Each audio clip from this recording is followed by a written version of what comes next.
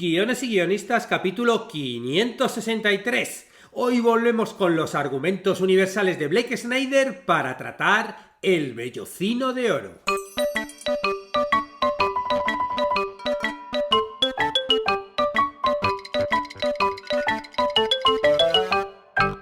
Buenos días a todos, bienvenidos a Guiones y guionistas, el podcast con el que todos podemos aprender a hacer guiones y en el que el guionista es el rey y la guionista la reina. Yo soy David Esteban Cubero, vuestro anfitrión, y cada semana salimos al aire con 2 programas en los que vemos un nuevo elemento, técnica o herramienta para que sepáis más del aventurero mundo de los guionistas y el dorado arte de los guiones. Hoy continuamos con la serie en la que estamos analizando los 10 argumentos universales de Blake Snyder. Ya hablé de ellos en un podcast de hace 5 años de forma resumida, pero esta vez le estamos dedicando un podcast a cada uno de estos 10 argumentos para que nos queden mucho más claros. Ya vimos el primero, un monstruo en casa, y ahora continuamos con El Vellocino de Oro. Pero antes recordaros que en la plataforma de cursosdeguion.com podéis aprender todo lo necesario para escribir guiones y convertiros en guionistas. Porque aquí tenemos cursos que nos enseñan a escribir cortos, largos, series documentales, cómics. Bueno, tenemos más de 85 cursos a día de hoy y cada semana salen clases nuevas. De hecho, ahora estamos publicando el curso de guión de biopic. Biopic, ya sabéis, esas películas centradas en la biografía de una persona, ¿no? Bueno, pues estamos viendo cómo podemos realizarlas, ¿no? Además son películas que cada vez tienen más éxitos, ¿no? Si te pones a analizar los Oscars de estos últimos años, siempre ha habido unas cuantas películas con biopic que han estado nominadas y que son películas además que les encantan a los actores y las actrices porque como que, no sé, se transforman en ese personaje y son súper valoradas y ganan muchísimos premios. Bueno, pues en la clase de hoy vamos a tener un caso de estudio y voy a analizar cómo se hizo la película Una mente maravillosa, ¿no? Esta película preciosa, y vamos a ver qué licencias tuvieron que tomarse los guionistas a la hora de adaptar esta película, ¿no? En diferencia con la vida real. Y también por qué lo hicieron. Porque cuando uno hace cambios de la vida real, claro, existen 2 opciones. Una, que pongas cosas diferentes a la vida real porque desconozcas esa parte de la vida real, ¿no? Hay una parte de la documentación, de la investigación que no has hecho bien, pues ya sea porque esa persona está muerta o porque es alguien muy que no quiere, pues muy secreto, pero también está la opción de que tú hagas esos cambios aposta, adrede. Ellos dejaron bien claro que era una adaptación bastante libre. Entonces, bueno, pues de repente toman sus libertades y cambian cosas de sitio, se inventan cosas sabiendo que lo hacen adrede y sabiendo que una cosa es una película, otra cosa es un libro, aquí por ejemplo se adaptó un libro, y otra cosa es la vida real. Y hay veces que uno tiene que tomarse ciertas licencias, sobre todo muchas veces por una cuestión narrativa, ¿no? De que tu película funcione como película. Pero no siempre, como veremos en la clase de hoy. Bueno, nos vamos con los argumentos universales de Blake Snyder. Ya sabéis que él en su manual, el primer manual que escribió, Salva el gato, él explicaba pues que los verdaderos géneros cinematográficos no son los clásicos, acción, amor, oeste, policíaco, sino hablaba de 10 situaciones que se repiten en las películas que más recordamos. Y luego ahí las enumeró. Pero en el siguiente libro, Salva el gato, va al cine, pues ahí Snyder desarrolló con más detenimiento su teoría de los 10 argumentos universales o géneros cinematográficos, como los llamaba él, ¿no? Refiriéndose a las historias que comparten pautas de narración y personajes. Ya vimos el primero, Monstruo en casa, nos vamos con el segundo, El Vellocino de Oro. Y él dice que si nosotros preguntásemos a los hombres de las cavernas qué cuentos prefiere oír por las noches, junto a la hoguera, ¿no? Que es donde nació un poco toda la narrativa, ¿no? Se iban los cazadores a cazar, encendían el fuego y luego contaban sus historias. Él dice que 3 de cada 5 nos dirán una road movie. Claro, el libro además está escrito con mucho humor, ¿no? Pero bueno, lleva razón. Todo esto también habla, por ejemplo, Joseph Campbell, ¿no? El autor del Viaje del Héroe, en su libro El hombre de las 1000 caras, ¿no? Que analiza un poco todo este tipo de narrativas. Bueno, pues claro, Blake Snyder dice que lo interesante, ¿no? de estas historias es que cuentan la odisea de un hombre o de un grupo de hombres que salen de su caverna en busca de alimento o de otra caverna mejor. Esto a nivel un poco por encima, pero nos explica un poco lo que es el concepto de estas historias de una forma muy básica. Claro, él lo que alega es que lo que pueda ocurrir ahí fuera ¿no? Esto entre comillas, exalta nuestra imaginación y nuestras expectativas. Y de estos relatos de carretera, él los agrupa bajo el título del Vellocino de Oro, y para él lo importante en este tipo de relatos no es la meta, no es la recompensa, sino lo que aprendemos de nosotros mismos mientras intentamos llegar a ella. Este mito del Vellocino de Oro proviene de la antigua Grecia, de la leyenda de Jasón y los argonautas. Os recuerdo un poco la historia. Jasón, ¿no?, que es el héroe de todo esto, emprende un viaje porque tiene que recuperar el Vellocino si quiere convertirse en rey. Y, bueno, pues antes de empezar este viaje reúne a un grupo de fieles como por ejemplo Hércules, y bueno, a lo largo de toda la historia van viviendo muchas aventuras antes de que Jasón se enfrente por fin a sí mismo y consiga lo que iba buscando. El Vellocino es el objeto que busca el héroe, la meta del viaje. Pero en muchas de estas historias de este género, este objeto es poco más que un MacGuffin. Es decir, es una excusa para emprender la marcha que pierde todo el significado una vez se llega al final. O sea, es como, bueno, pues el detonante para empezar el viaje. Pero lo que importa en este tipo de historias es siempre el camino, el viaje. Es una historia que se ha contado 1000 veces, ¿no? Vale, los griegos, como os contaba, nos legaron el mito de Jasón. Pero también la Odisea de Homero, ¿no? Otro clásico. Y luego ha habido muchos otros vellocinos, como los cuentos de Canterbury, de Chaucer, o el Ulises de Joyce, otro clásico, o Mientras agonizo de Faulkner. Y de hecho lo que él dice es que cuando los guionistas queremos escribir una road movie, casi siempre escribimos un vellocino de oro. Bueno, nos vamos con los subgéneros, porque dentro de este género él diferencia algunos subgéneros. Por un lado estaría el vellocino de amistad, que este suele tener un tono ligero, y algunas de estas películas que están en este género podían ser Mejor solo que mal acompañado, Road Trip y Pequeña Miss Sunshine. Bueno, luego veremos más ejemplos. También estaría el vellocino épico, que es muy parecido a su antecedente griego, ¿no? El de Jasón y todas las aventuras que van teniendo, ¿no? Estas aventuras épicas, y que podemos ver en la Guerra de las Galaxias, es decir, en Star Wars, y también, por ejemplo, en Salvar al soldado Ryan. Claro, esto es muy curioso, porque viendo esta propuesta que hace Blake Snyder, no tiene que ver tanto con el contenido de los otros tipos de géneros que hablábamos, pues del oeste, el bélico. Bueno, pues el bélico es que tiene que haber una guerra, ¿no? Aquí el vellocino te habla un poco de la trama de la estructura del argumento, y te puede mezclar películas dentro de este argumento como Pequeña Miss Sunshine con Salvar al soldado Ryan, que en otra categoría de géneros, pues obviamente nunca tendrían nada que ver, ¿no? Salvar al soldado Ryan es una película bélica, de guerra y tal, y Pequeña Miss Sunshine, pues una película familiar, ¿no? Donde una familia tiene ese viaje, ¿no? Hacia el concurso de belleza, y que es una comedia, ¿no? Bueno, y siguiendo con los subgéneros que nos propone Snyder, nos habla del vellocino en solitario, en el que el protagonista emprende el viaje solo, sin acompañantes, ¿no? Aquí no tiene que hacer ese grupo de argonautas que le ayuden, y nos habla de películas como A propósito de Smith y Algo en común, ¿no? Incluso nos habla de algunos biopics en la carretera, ¿no? Una mezcla de road movie biopic, donde esto da una vida en la que nos va revelando los peligros y la que nos va ofreciendo recompensas, como por ejemplo en películas como Truman Capote y Ray. Más subgéneros. Tenemos, por ejemplo, el vellocino de deportes, en el que el premio es el campeonato. En los deportes siempre, claro, se lucha por una recompensa, que es ser el primero, ganar el partido, ganar el campeonato, y bueno, aquí es claramente la recompensa. Y vemos el ejemplo en Los Picarones, o Husser más que ídolos, o El Castañazo.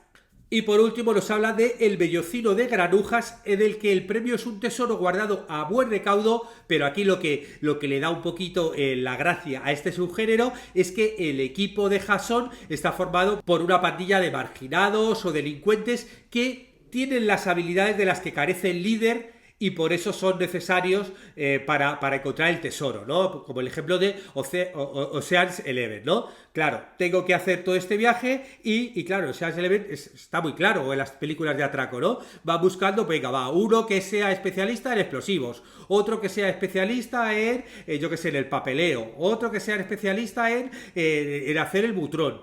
Bueno, cada uno obviamente va a tener que tener una habilidad distinta, ¿no? Yo qué sé, por ejemplo, claro, no lo había pensado, pero entraría en este grupo una serie como La Casa de Papel, donde igual también hace el equipo buscando quién es especialista en alguna de las cosas, ¿no? A la hora de hacer este atraco. Él insiste de todas formas que lo más importante de esta trama es el hecho de estar lejos de casa y el subidón de participar en una aventura en equipo para conseguir algo más importante que uno mismo, ¿no? Esta cosa de montar el equipo y claro, siempre tiene ese viaje. Sales de casa y buscas algo en el camino. En estas películas hay 3 componentes principales. 1, un camino. 2, un equipo. Y 3, una recompensa. Nos vamos con el camino. Salimos en busca de una meta y el camino se aleja de casa y tal vez nos devuelva a ella, ¿no? Esto, claro, lo vemos, por ejemplo, en la Odisea, muchos sitios donde es un camino de ida y vuelta. Y este camino no tiene por qué ser de tierra. También puede ser un camino metafórico. Puede ser la vida entera, puede ser una travesía por mar, puede ser recorrer una calle, puede ser lo que sea con tal de que el protagonista salga transformado, ¿no? Que salga a este viaje, sufra todas estas aventuras, las viva y todo eso le transforme para el final, ¿no? Por ejemplo, como demuestran Tres Reyes o El Señor de los Anillos, puede cruzar universos, sistemas planetarios, naciones, dimensiones temporales y espaciales. Bueno, este camino obviamente puede tener muchísimas formas. Él dice que para saber si nuestra historia entra dentro de este género, lo que tenemos que preguntarnos es: ¿se dirigen mis héroes a algún lugar concreto? Es decir, ¿puedo cartografiar su viaje? Y él nos comenta algunos ejemplos en películas, como por ejemplo en algunas de estas de deportes, como Una rubia en la liga. Claro, hay ese camino de ascenso, te lo muestra con una sucesión de fotografías. O por ejemplo, en otra de estas películas deportivas, en cuestión de pelotas, el equipo empieza a escalar puestos en la clasificación. Y ese es el camino, Tú ya sabes que, yo qué sé, pues estás por ejemplo jugando en la liga y estás en el puesto 20, bueno, pues vas ascendiendo hasta el puesto 1, que es el final del camino. Esa es la recompensa, ¿no? El camino tiene que ir hacia arriba, directo hacia la recompensa. El segundo elemento, como decía, es un equipo. A medida que el equipo del héroe va avanzando, el quid de la historia está en el compañerismo y en quién elige el protagonista para hacer su ruta. Por eso, claro, a los argonautas, claro, lo hace al principio, ¿no? O en Ocean's Eleven. Bueno, pues va seleccionando todos los compañeros que quiere para ese viaje y poco a poco, bueno, pues vamos viendo las relaciones entre ellos, como cada uno tiene una habilidad y forma parte de todos los obstáculos que le van surgiendo en el camino, cómo va utilizando a todo este equipo para poder sortearlo. Para él, el héroe es obviamente el centro de esta historia y esa fuerza un poco como centrífuga del equipo, ¿no? Pero él lo que dice es que muchas veces es el personaje más aburrido, porque es como más el héroe, más el normal, ¿no? Y entonces, claro, los demás son los que le van poniendo, pues, esto lo digo yo, como esos picantes distintos y esos distintos sabores. Y él nos pone el ejemplo de Star Wars. Luke Skywalker, por ejemplo, es el tipo más aburrido, el más normal, y por eso necesita rodearse de un cara dura como Han Solo, de un felpudo con patas como Chewbacca, de una pareja de quisquillosos droides, que son los que le dan un poquito la chispa a toda la aventura, ¿no? Y la gracia y el humor. Porque, claro, Luke lo que tiene es las cualidades del héroe. Es un tipo valiente, es un tipo despierto, es franco como un niño, pero es eso el héroe y como muchos de estos héroes, pues al fin y al cabo es aburrido y esa chispita hay que ponérsela con los compañeros del viaje, ¿no? Y en películas donde el equipo es numeroso, la presentación de cada miembro puede llevar unos minutos del planteamiento, ¿no? En este primer acto, esa especie de casting de personajes, ¿no?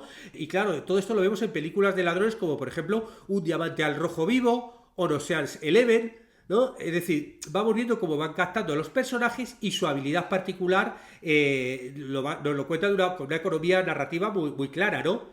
En series, por ejemplo, como La Casa de Papel, que empieza con el atraco, está esta etapa también, pero claro, nos lo van contando en los flashbacks, ¿no? En este primer episodio, los primeros episodios nos cuenta cómo el profesor va reclutando a cada uno de ellos, ¿no? El momento que les recluta y les convence para meterse en esta aventura. Porque claro, la historia empieza con un y media res directamente con el atraco, ¿no? Que claro, ahí te engancha y dices, hostias, ya empieza con el atraco, no sabes quién son esos personajes y nos lo va contando después por medio de flashback. Y por último sería una recompensa. Además no tiene por qué ser algo concreto, dice él. Y además, también, esto es importante, el héroe no tiene por qué conseguirlo. ¿no? Hay veces que el héroe no lo consigue porque, como os decía antes, la base de este tipo de películas, de este género, es que lo importante está en el camino, ¿no? Lo que le transforma al héroe no es tanto la recompensa, que puede ser un MacGuffin, como comentaba antes Snyder, sino que realmente la recompensa es que a lo largo de todo este camino se va a transformar superando los obstáculos y también con la convivencia con los compañeros del equipo, ¿no? Obviamente, por ejemplo, en películas carcelarias como Papillón o La fuga de Alcatraz, claro, la recompensa es la libertad. Y obviamente, si suele conseguirla, ¿no? Claro, está ahí, sería una putada después de Papillón o La fuga de Alcatraz, que no, que al final, después de todo eso, no nos lo consiguiera la libertad, ¿no? Los espectadores, la verdad, saldrían bastante frustrados de esta historia, ¿no? Pero y además él dice que incluso cuando la recompensa es el dinero, ¿no? Como en las películas de atracos o robos, obviamente la recompensa es el dinero. Pero claro, aquí las mejores historias son aquellas en las que los protagonistas tienen un motivo primario para obtenerlo, ¿no? Que puede ser la venganza, puede ser el amor o puede ser el valor y la hombría, como en Ocean's Eleven. Porque además, la mayoría de estas películas, si consiguen al final el dinero, consiguen todo, ahí se acaban. Es decir, que realmente, vale, muy bien, ha conseguido, pero tampoco sabemos lo que pasa después con el dinero, ¿no? En una serie, por ejemplo, como La Casa de Papel, igual, la primera temporada acaba con que consiguen la plata, consiguen el dinero y cada uno se va por un lado y ya está. Luego, claro, al inicio de la siguiente temporada ya sí que vemos cada uno qué ha hecho con el dinero y qué ha pasado después, porque ese es el inicio del detonante que va a hacer que se unan otra vez en la siguiente temporada, ¿no? Pero es verdad que es como de, muy bien, has conseguido el dinero porque realmente lo potente ha sido el camino, ¿no?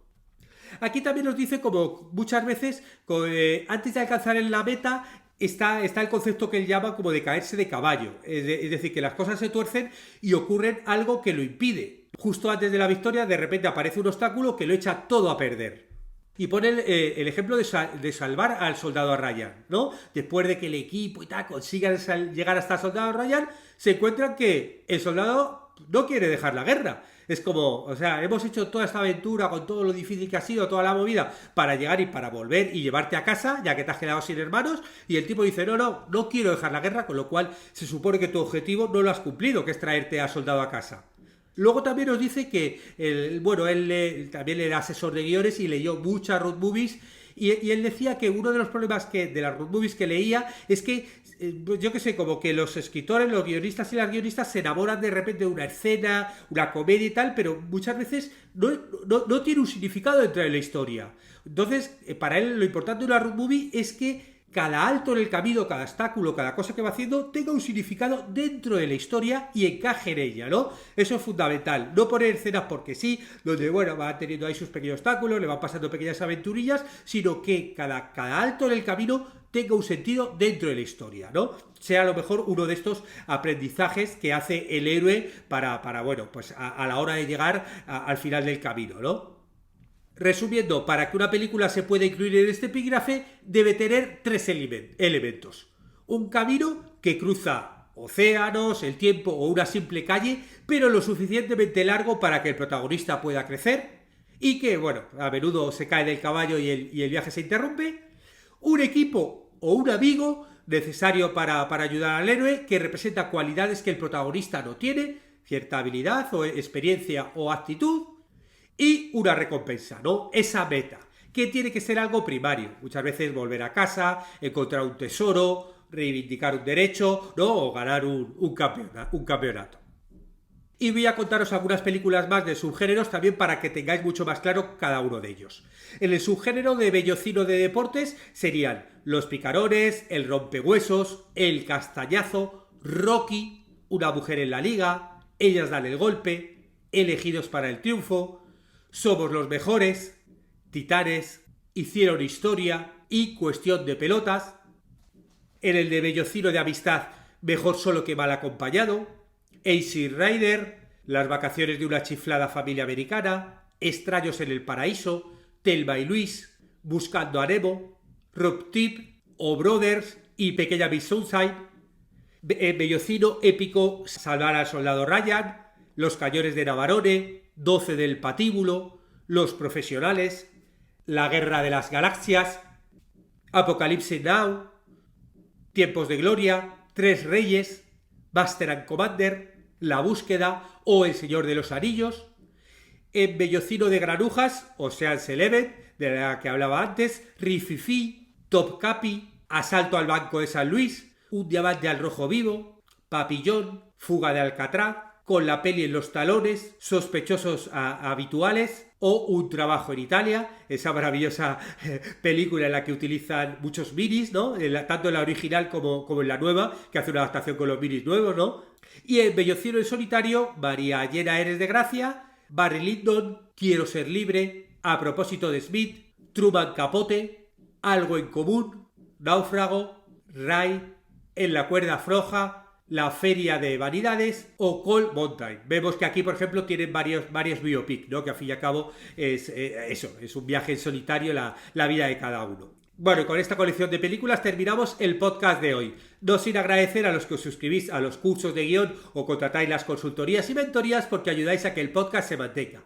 Estaremos juntos los martes y jueves con nuevas técnicas, estrategias y análisis para que aprendamos entre todos a ser mejores guionistas. ¡Hasta pronto!